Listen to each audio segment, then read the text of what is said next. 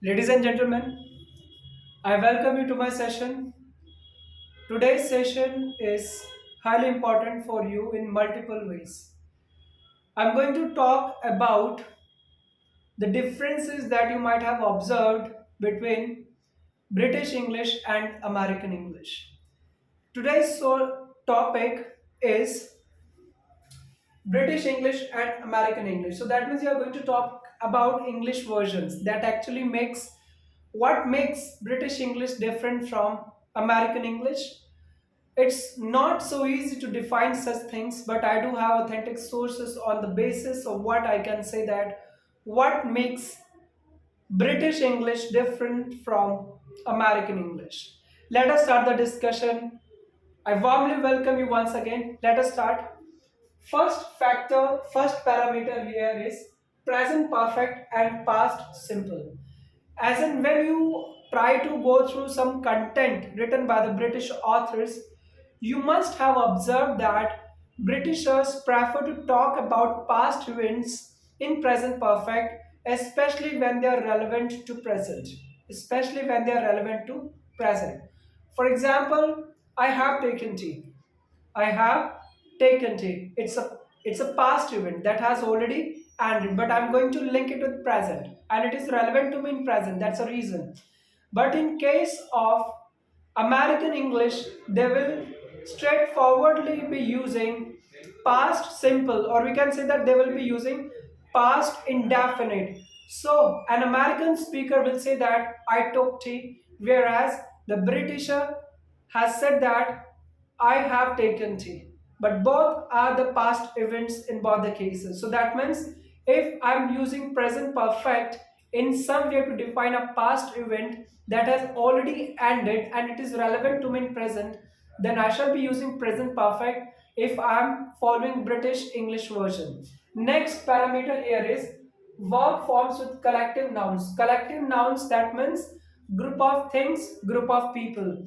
Sometimes if I say that, for example, my family are, or if I say that my family is, if I say that my family are coming, my family is coming. So British English allows you to use either a singular verb or a plural verb in case of a collective noun, but it is not permitted in case of American English. American version prefers to use a singular verb with such collective nouns. For example, my family is coming. In case of British English version, I can say that my family is coming, are coming, both are correct. But American version or American people prefer to say that they prefer to use a singular verb in case of a collective noun. But please note down, when I talk about the police, then it is always considered to be plural. If I talk about my crew members. So that means again there is a confusion for the people. My dear friends, what I said, my family, it's a collective noun.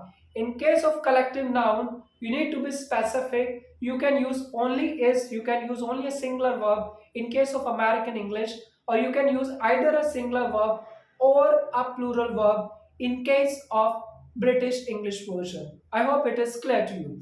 Next parameter here is have or take.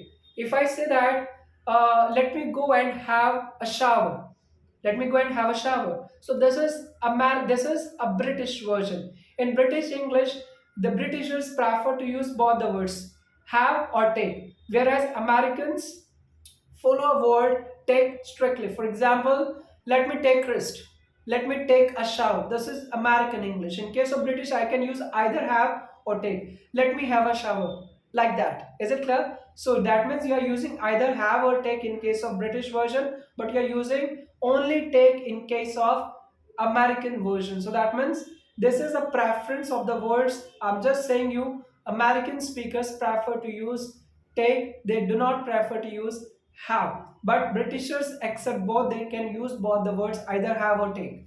Next here is shall. Most of the times you must have observed that we are making certain formal sentences. Shall I open the window?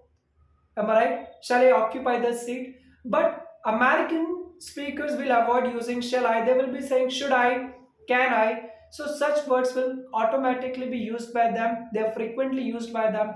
Whereas Britishers follow this word more frequently, shall I, whereas it is not frequently used by Americans. They use can I, should I, and other words. Okay, so that means if I'm using more shall word, shall I, that means this is a British version, British English version. Next one is got and gotten. If I say that he has gotten very thin, he has gotten very thin, he has got very thin. So when I'm saying got, it is more frequently used by British speakers, whereas got becomes gotten for American speakers. So that means an American speaker may prefer to say that he has gotten very thin.